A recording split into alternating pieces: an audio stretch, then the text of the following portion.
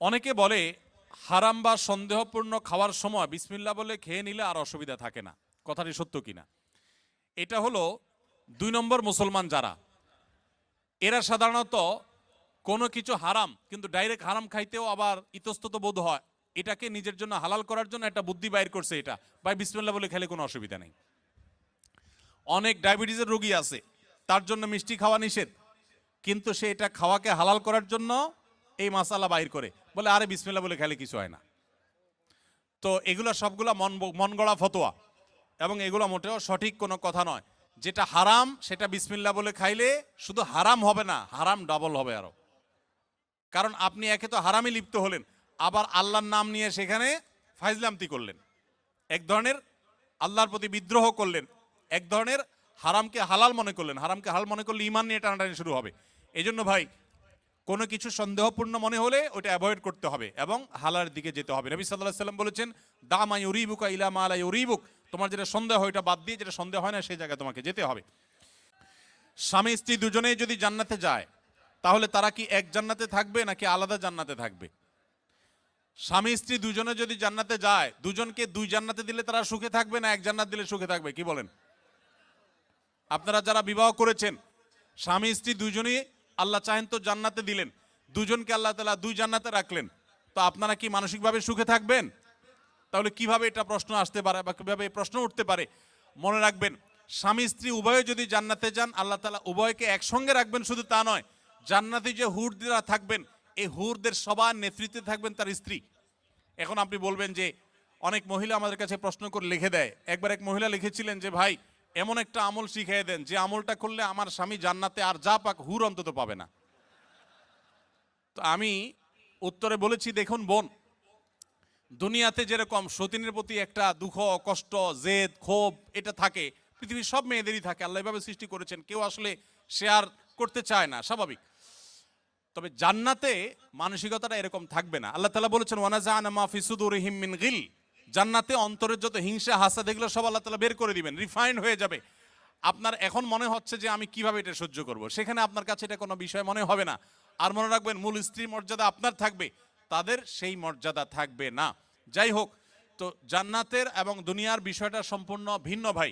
আমরা অনেকে জান্নাতকে দুনিয়ার সাথে তুলনা করি।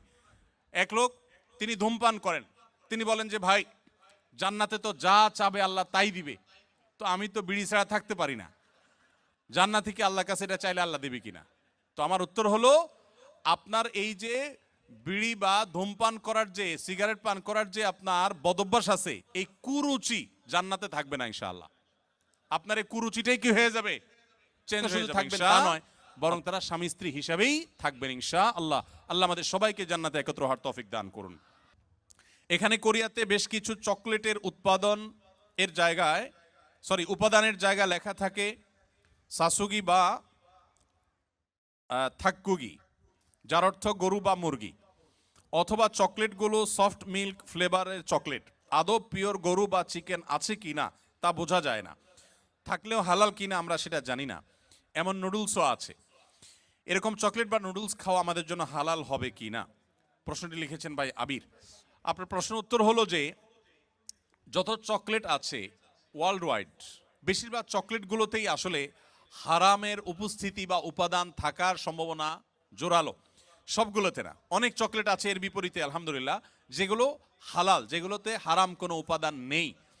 এই বিষয়টা পৃথিবীর অন্য অনেক দেশে নিরূপণ করা সহজ, আপনাদের কোরিয়াতে একটু কঠিন।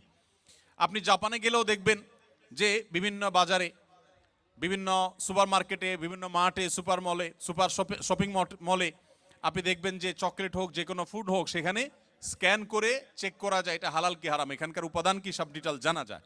এবং হালাল সার্টিফিকেশন প্রতিষ্ঠানগুলো খুবই স্ট্রং সেসব দেশে, যার কারণে হালাল সার্টিফিকেশনের উপরে নির্ভর করা যায়। আপনাদের এখানে এখনো সেটা হয় নাই, তবে আলহামদুলিল্লাহ যেভাবে দিন দিন আমাদের প্রবাসী বাংলাদেশি ভাইরা বাড়ছেন, পাকিস্তানি, আরাবিয়ান, অন্যান্য দেশি ভাইরাও দিন দিন আসছেন, আশা করা যায় অচিরেই ইনশাআল্লাহ কোরিয়াতেও হালাল সার্টিফিকেশনের অথরিটি এরকম গড়ে উঠবে, তখন আপনাদের জন্য সহজ হবে। আপাতত যারা এখানে আছেন আমি তাদেরকে বলবো, আপনি এটার উপাদানের মধ্যে সন্দেহপূর্ণ কোনো কিছু থাকলে সেটাকে অ্যাভয়েড করবেন। মনে রাখবেন, সন্দেহপূর্ণ বিষয়কে অ্যাভয়েড করাটা খুবই জরুরি একটা বিষয়। যেটা আপনি নিশ্চিত হালাল জানবেন শুধু সেটাই গ্রহণ করবেন, আর যেটাকে সন্দেহ মনে হবে সেটা আপনি অ্যাভয়েড করে চলবেন। চকলেট না খেলে কি আমরা মারা যাব ভাই? কি বলেন, চকলেট না খেলে কি খুব বেশি অসুবিধা হবে আমাদের?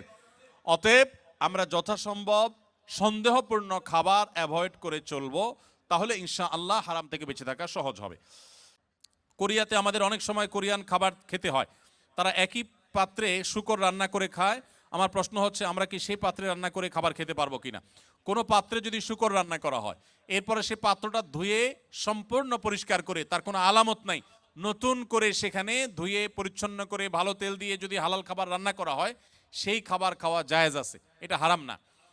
যদি পাত্র ধুয়ে পরিষ্কার করে রান্না করা, আর যদি না ধোয়া হয় ওই পাত্রে আবার রান্না করা হয়, তাহলে আবার কি হবে না? খাওয়া জায়েজ হবে না। ঔষধের ভিতর যদি শুয়োরের কোনো উপাদান থাকে, তাহলে সে ওষুধ খাওয়া জায়েজ হবে কিনা? যদি কোনো ঔষধে শুকরের কোনো শরীর বা উপাদান থাকে, তাহলে সে ওষুধ সেবন করা জায়েজ হবে না।